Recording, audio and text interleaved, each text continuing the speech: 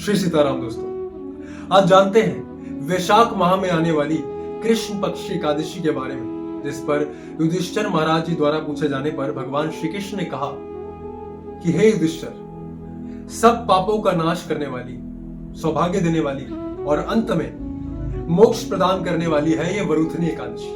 प्राचीन काल में नर्मदा नदी के तट पर एक मानधाता नाम का राजा राज करता था। वो अत्यंत ही दानशील और तपस्वी राजा था। एक दिन तपस्या के दौरान न जाने कहां से एक जंगली भालू आया और राजा का पैर चबाने लगा। राजा पूर्ववत पहले की तरह ही अपनी तपस्या में लीन रहा और बहुत काल तक उसका पैर चबाने के बाद वो भालू उस राजा को घसीट कर पास के जंगल में ले गया।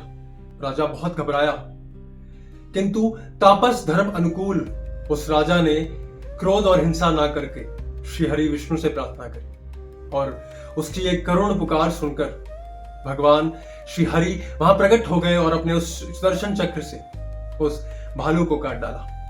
राजा का पैर तो वो भालू पहले ही चबा चुका था। इससे वो राजा बहुत ही शोकाकुल हुआ। उसका ये दुख और पीड़ा देखकर भगवान श्री हरि ने कहा कि हे वत्स, तुम शोक मत करो, तुम मथुरा जाओ और वहां जाकर वरुथनी एकादशी का व्रत करो और साथ ही साथ मेरे वराह अवतार की पूजा और उपासना करो। इससे तुम पुनः ही अपने सुदृढ़ अंगों वाले हो जाओगे और तुम्हें जो ये भालू ने काटा है ये तुम्हारे किसी पूर्व जन्म का अपराध है। जी हाँ दोस्तों, अक्सर हमारे जीवन में जो ये दुख और सुख आते हैं वो हमारे किसी ना किसी पूर्व जन्म का दिया हुआ मिला हुआ हमें कोई ना कोई ये प्रारब्ध होता है। राजा मानधाता ने ऐसा ही किया। उसने भगवान श्री हरि विष्णु की आज्ञा मानी और श्रद्धा पूर्वक वरुथनी एकादशी का व्रत किया।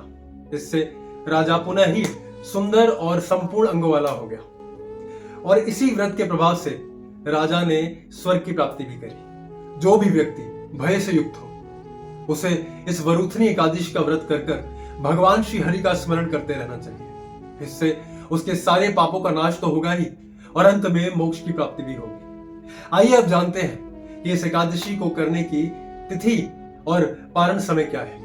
इस एकादशी का व्रत रखा जाएगा 24 अप्रैल को और इसका पारण होगा 25 अप्रैल को प्रातः 5:36 से 8:12 के बीच में। वैसे इस तिथि का जो प्रारंभ होगा वो होगा 23 अप्रैल को 4:43 पर और इसका जो समापन होगा वो होगा 24 अप्रैल को 2:32 पर। ऐसी और जानकारी के लिए मेरे साथ जुड़े रहिए। श्री सीताराम।